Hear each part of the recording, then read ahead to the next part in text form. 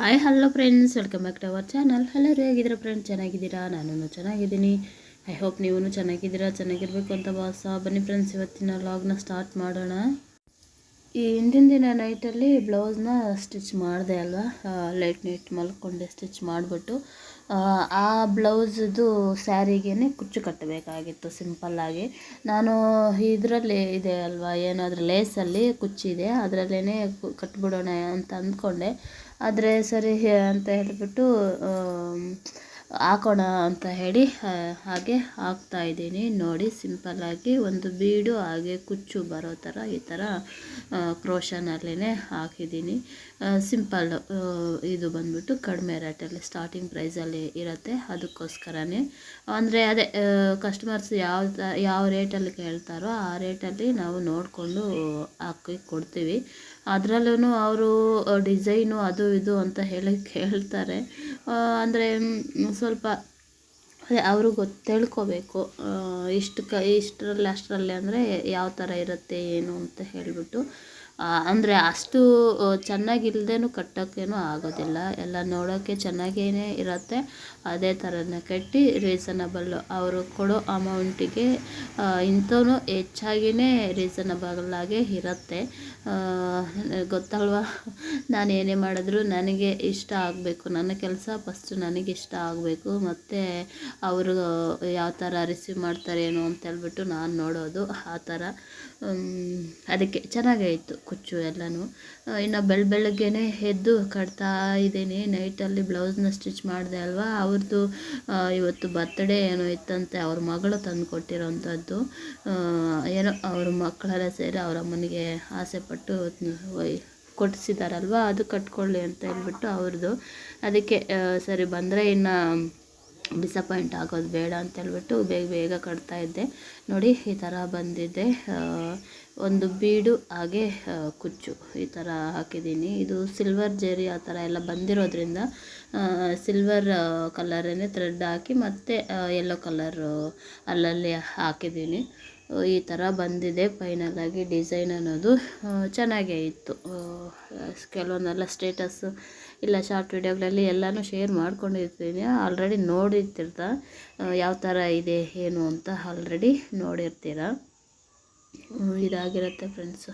ಈ ಥರ ಎಲ್ಲ ಆಗ್ತಾಯಿದೆ. ಬೆಳಗ್ಗೆ ಎದ್ದ ತಕ್ಷಣ ಮಕ್ಕಳಿಗೆಲ್ಲ ಬಾಕ್ಸ್ ಎಲ್ಲನೂ ಮಾಡಿಕೊಟ್ಟು ಅವರೆಲ್ಲ ಎಲ್ಲರೂ ಹೋದ್ಮೇಲೆ ಇಷ್ಟಲ್ಲಿ ಹೋಗೋಕ್ಕಿಂತ ಮುಂಚೆನೇ ಬಂದಿದ್ದೆ ಬಿಡಿ. ಅದೇ ಬೆಳಗ್ಗೆನೇ ಕೊಡಬೇಕು ಅಂತ ಹೇಳ್ಬಿಟ್ಟು ಕುಚ್ಚು ಕಟ್ಟೋದು ನನ್ನ ಪ್ರಕಾರ ನನಗೆ ಸ್ವಲ್ಪ ಲೇಟ್ ಆಗುತ್ತೆ ಫ್ರೆಂಡ್ಸ್. ಈ ಕುಚ್ಚು ಒಂದು ಇದು ಕಟ್ಟೋಷ್ಟರೊಳಗೆ ನಾನು 3-4 ಬ್ಲೌಸು ಸ್ಟಿಚ್ ಮಾಡ್ಕೊತೀನಿ. ನನ್ನ ಮೈಂಡಿಗೆ ಆ ಥರ ಇರುತ್ತೆ. ಇದು ತುಂಬಾ ಲೇಟ್ ಆಗುತ್ತೆ ಅಂತ ಹೇಳ್ಬಿಟ್ಟು ಅನಿಸುತ್ತೆ. ಹಾಗೆ ಸೊಂಟ ನೋವು ಕೂಡ ಬರುತ್ತೆ ಈ ಕುಚ್ಚು ಕಟ್ಟೋಷ್ಟರೊಳಗೆ.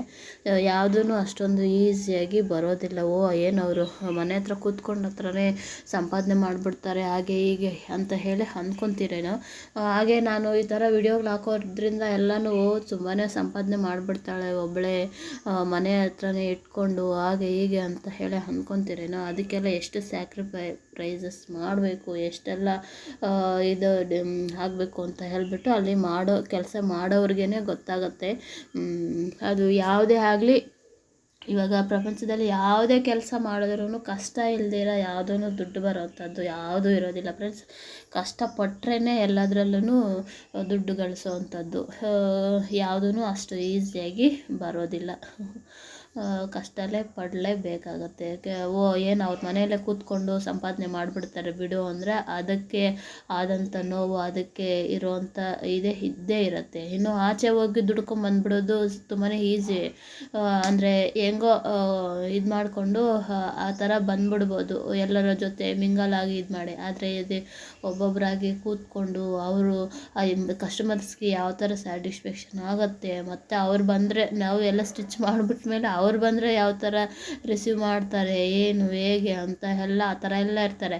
ಕೆಲವೊಬ್ಬರೆಲ್ಲನೂ ಏನೂ ಇಲ್ದಿರೋ ಇದ್ರೂ ಅಲ್ಲಿ ನಾವು ಹೆಸರು ಇಡಬೇಕು, ಇಲ್ಲಾಂದರೆ ಅವರು ನಮಗೆ ಗೊತ್ತಿರಲ್ಲ ಅಂತ ಅಂದ್ಕೊತಾರೆ ಅಂತ ಹೆಸರಿಡೋರು ಇರ್ತಾರೆ.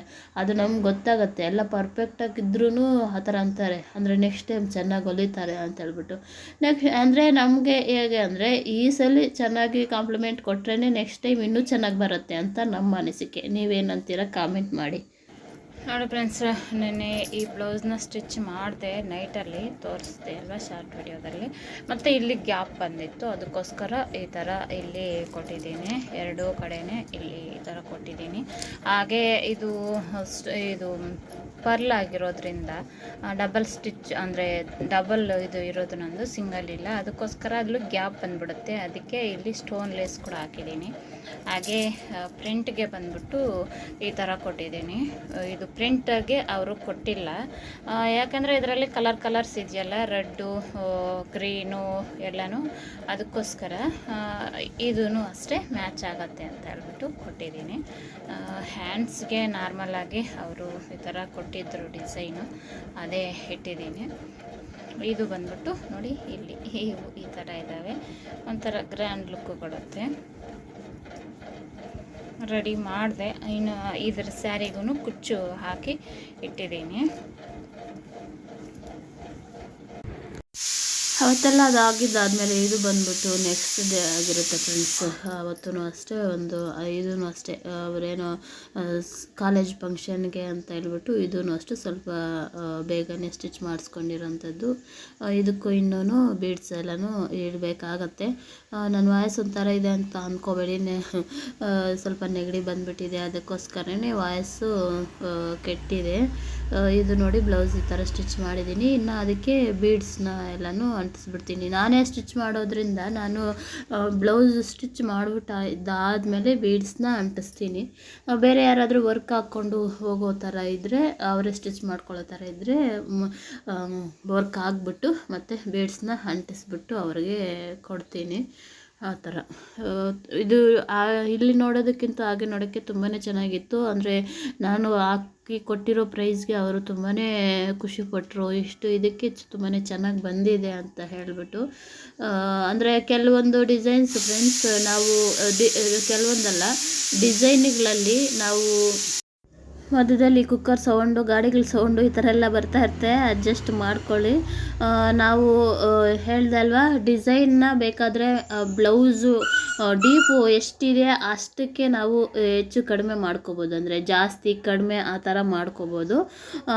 ಆದರೆ ಡಿಸೈನ್ ಎಷ್ಟು ಲೆಂತ್ ಇರುತ್ತೆ, ಅಗಲ, ಅಲ್ಲಿ ಫ್ಲವರ್ ಎಷ್ಟು ಬರಬೇಕು ಏನು ಅಂತ ಅವರು ಫಿಕ್ಸ್ ಮಾಡಿರ್ತಾರೆ, ಇಷ್ಟೇ ಅಂತ. ಎಲ್ಲ ಕೆಲವೊಬ್ರು ಹೇಳ್ತಾರೆ ಅದು ಇಷ್ಟೇ ಇದೆ ಅಷ್ಟೇ ಇದೆ ಅಂತ ಹೇಳಿಬಿಟ್ಟು. ಅದರಲ್ಲಿ ಏನು ಮಾಡೋಕ್ಕಾಗಲ್ಲ, ನೀವು ಸೆಲೆಕ್ಟ್ ಮಾಡಿರೋ ಪ್ರಕಾರ ಅದು ಡಿಸೈನ್ ಅನ್ನೋದು ಬರುತ್ತೆ. ಕೆಲವೊಬ್ಬರೆಲ್ಲ ಹೇಗೆ ಅಂದರೆ, ನನಗೆ ನನ್ನ ಇದು ಪ್ರಕಾರನೂ ಕೊಡೋದಿಲ್ಲ, ಏನೋ ನಾನು ರೆಡಿ ಮಾಡಿ ಯಾವುದೋ ಚೆನ್ನಾಗಿರೋದು ನೋಡಿ ಹಾಕ್ತೀನಿ ಅಂತ ಅವರೇ ಸೆಲೆಕ್ಟ್ ಮಾಡ್ತಾರೆ. ಅವ್ರು ಸೆಲೆಕ್ಟ್ ಮಾಡಿರೋದು ಅಲ್ಲಿ ಚೆನ್ನಾಗಿರೋದಿಲ್ಲ, ಆದರೆ ಮತ್ತೆ ಅಯ್ಯೋ ಇದು ಆಗಿದೆ ಹೀಗಿದೆ ಅಂತ ಹೇಳ್ತಾರೆ. ಅದಕ್ಕೆ ಆದಷ್ಟು ಹೇಳ್ತೀನಿ, ಡಿಸೈನ್ ಕೊಟ್ಬಿಟ್ಟು ಅಂದರೆ ನಮಗೂ ಗೊತ್ತಿರತ್ತೆ ಯಾವ ಥರ ಹಾಕಬೇಕು, ಯಾವ ಥರ ಆದರೆ ಕಸ್ಟಮರು ಸ್ಯಾಟಿಸ್ಫ್ಯಾಕ್ಷನ್ ಆಗ್ತಾರೆ ಅಂತ ನಮಗೂ ಇರುತ್ತೆ. ನಾವು ಸ್ಟಿಚ್ ಮಾಡೋಕ್ಕೆ ಟ್ರೈ ಮಾಡ್ತೀರ, ಆದರೆ ಕೆಲವೊಬ್ಬರು ಆ ಥರ ಇರೋದಿಲ್ಲ, ಸೆಲೆಕ್ಟ್ ಮಾಡ್ತಾರೆ ಆದರೆ ಅದೇ ಚೆನ್ನಾಗಿರೋದಿಲ್ಲ, ಮತ್ತು ಅಯ್ಯೋ ಹೀಗಿದೆ ಆಗಿದೆ ಅಂತ ಹೇಳಿ ಕಂಪ್ಲೇಂಟ್ ಕೂಡ ಮಾಡ್ತಾರೆ. ಆ ಥರ ಇರ್ತಾರೆ, ಏನು ಮಾಡೋಕ್ಕಾಗಲ್ಲ. ಇಲ್ಲಿ ಬಂದುಬಿಟ್ಟು ಫ್ರೆಂಡ್ಸ್, ಇಲ್ಲಿ ಟೊಮೊಟೊ ಮತ್ತು ಈರುಳ್ಳಿ, ಬೆಳ್ಳುಳ್ಳಿ, ಶುಂಠಿ ಇವೆಲ್ಲ ಹಸಿಮೆಣಸಿನ್ಕಾಯಿ ಇವೆಲ್ಲನೂ ಹಾಕಿ ಮಿಕ್ಸಿ ಮಾಡ್ಕೊತಾ ಇದ್ದೀನಿ.